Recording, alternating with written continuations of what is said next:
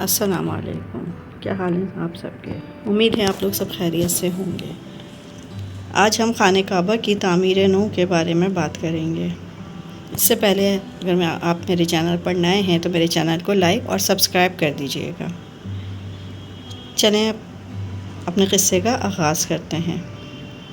ابن اسحاق فرماتے ہیں جب آپ صلی اللہ علیہ وسلم کی عمر 35 سال کو پہنچ گئی تو اس سال قریش نے کعبۃ اللہ کی تعمیر نو کا ارادہ کیا اور اس کو نئے سرے سے بنا کر چھت ڈالنا مقصد تھا،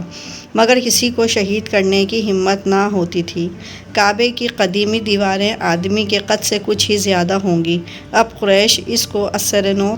بلند کر کے چھت ڈالنا چاہتے تھے، کیونکہ پہلے کعبے کے اندر کا خزانہ تھا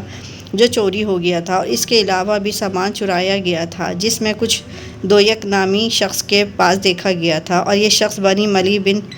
عمرو کا غلام تھا۔ ابن ہشام کہتے ہیں کہ قریش نے اس غلام کا ہاتھ اس چوری کی باتاش میں کاٹ دیا تھا، اور پھر تعمیر کے سلسلے میں قریش نے ایک کشتی کے تختے استعمال کرنے کا سوچا۔ یہ کشتی جدہ کے ساحل سمندر سے دریافت ہوئی تھی جو کسی رومی سوداگر کی کبھی غرق ہو چکی تھی، اور اس کو قریش کعبہ کی چھت میں استعمال کرنا چاہتے تھے، اور مزید ان کو ایک بڑھئی بھی مل گیا تھا جو لکڑی کے کام سے خوب واقف تھا، اور اس نے اقرار کیا تھا کہ میں کعبے کی چھت کو ضرور تیار کر دوں گا۔ پھر ابھی قریش لوگ اسی کشمکش میں تھے کہ آخر کسی طرح بیت اللہ کو شہید کیا جائے، اور یہ اتنی جرأت کس میں ہے کہ اس کو شہید کرے اور پھر کہیں خدا ناراض نہ ہو۔ اب غیبی امداد سے ایک عجیب واقعہ رونما ہوا کہ خانہ کعبہ کے اس تہخانے میں جو نظر و نیاز کے واسطے بنایا گیا تھا، ایک سانپ رہتا تھا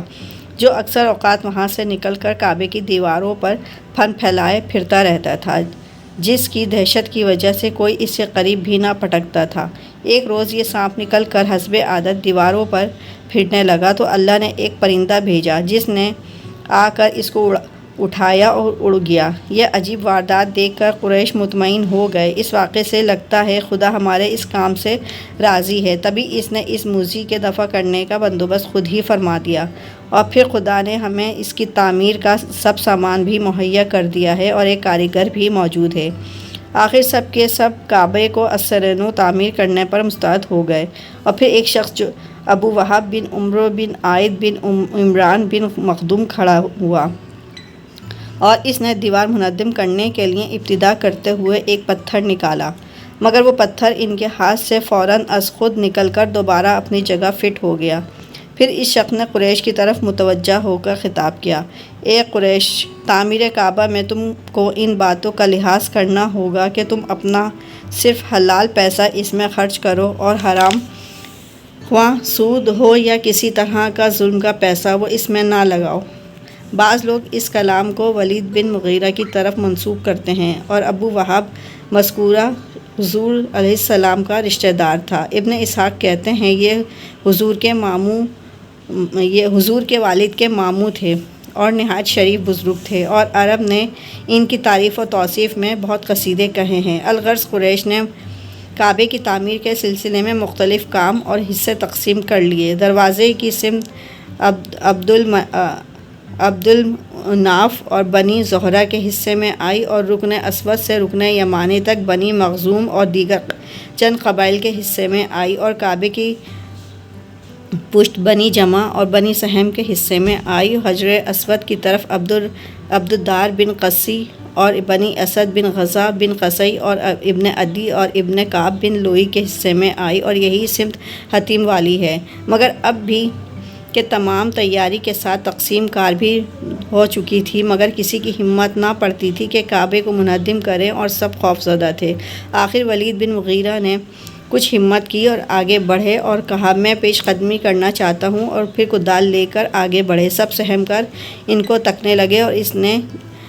جا کر اول دعا کی: اے اللہ، تو خوب جانتا ہے ہمارا ارادہ خیر کا ہے نہ کہ شر کا۔ اور پھر یہ کہہ کر اس نے دونوں رکنوں کی طرف سے کعبے کو منہدم کرنا شروع کر دیا،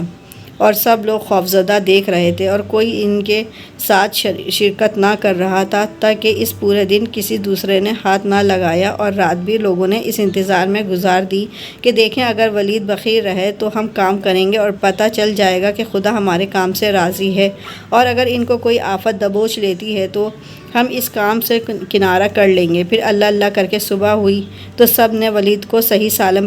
پایا تو سب کے دلوں میں ہمت کی ڈھارس بند گئی اور سب مستعد ہو گئے اور سب نے کعبۃ اللہ کو منہدم کرنا شروع کر دیا۔ جب حضرت ابراہیم علیہ السلام کی بنیاد تک پہنچے تو سبز پتھر نکلے جو باہم جڑے ہوئے تھے۔ جب ان پر کدال پڑی تو مکے میں بھونچال آ گیا تو سب ٹھٹک کر رک گئے اور کہا بس اس سے زائد نہ کھودو۔ ابن اسحاق فرماتے ہیں جب قریش کعبہ نے انہدام سے فارغ ہو گئے تو ہر قبیلے نے جدا جدا پتھر جمع کرنا شروع کر دیے، اور جب تعمیر مقام رکن تک پہنچی تو ہر ایک قبیلے نے کہا کہ اس کی تکمیل ہمارے ہاتھوں ہوگی، اور اس جھگڑے نے اتنا طول کھینچا کہ سب آپس میں خون ریزی تک پرآمادہ ہو گئے۔ بنو عبددار نے خون سے بھر کر ایک پیالہ بھی درمیان میں رکھ لیا اور ان کے سب ساتھیوں نے اس میں ہاتھ ڈبو لیے جو لڑائی اور جنگ کی حتمی علامت تھی، اور عہد کیا کہ ہم جان دے دیں گے مگر اس شرف و فضیلت کو اپنے ہاتھوں سے نہ جانے دیں گے۔ حضور صلی اللہ علیہ وسلم کا فیصلہ۔ اور ان دنوں میں قریش کا سب سے سن رسیدہ اور بزرگ ابو امیہ بن مغیرہ بن عبداللہ بن عمر بن مخدوم تھا۔ اس نے کہا اے قریش تم ایسا کرو کہ اب جو شخص مسجد کے دروازے سے داخل ہو اسی کو اپنا ثالث اور فیصلہ دینے والا بنا لو۔ یہ بات سب کو پسند آئی اور سب متفق ہو گئے اور سب دروازے کو نظر جما کر بیٹھ گئے،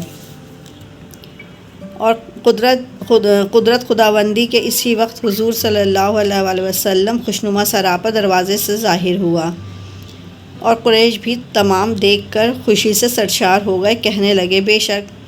یہ شخص امانت دار ہے، جو یہ فیصلہ کریں گے ہمیں بخوشی تسلیم ہے۔ حضور جب ان کے پاس پہنچے تو سب نے آپ کو ساری رودات سنا کر حکم یعنی ثالث بنانے کی درخواست کی کہ لہٰذا آپ ہمارا فیصلہ فرما دیجیے۔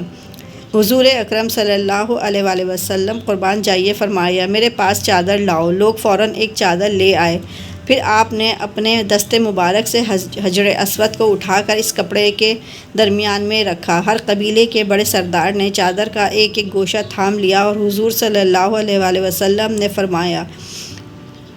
سب نے شرکت کر کے اپنی اپنی تمنا اور دلی مراد پا لی، اور پھر حضور اکرم صلی اللہ علیہ وآلہ وسلم نے پتھر اٹھا کر اس کو دیوار میں نصب فرما دیا، اور پھر اس کے اوپر سے تعمیر جاری ہو گئی۔